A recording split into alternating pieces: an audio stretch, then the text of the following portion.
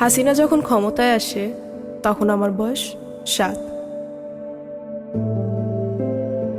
তোমরাও হয়তো কেউ 8 অথবা কেউ 9। আমাদের ওই সময়ের ছবিগুলোর দিকে তাকালে বিস্মিত হতে হয়। এই ছবিগুলো দেখলে কি বোঝা যায় এরাই একদিন পৃথিবীর নিকৃষ্টতম ফ্যাসিস্টদের একজনকে বিদায় করবে? অবিশ্বাস্য, বাট উই ডিড ইট।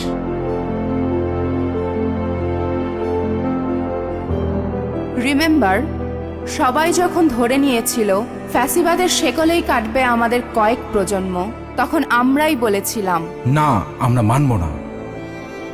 যখন অনেকে মেনেই নিয়েছিল গোলামিই আমাদের নিয়তি, তখন আমরা বলেছিলাম আজাদি আজাদি। আজাদি।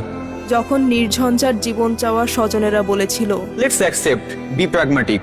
তখন আমরাই বলেছিলাম উই রিভল্ট।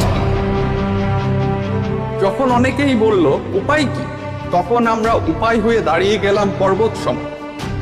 বললাম বুকের ভেতর অনেক ঝড়, বুক পেতেছি গুলি কর।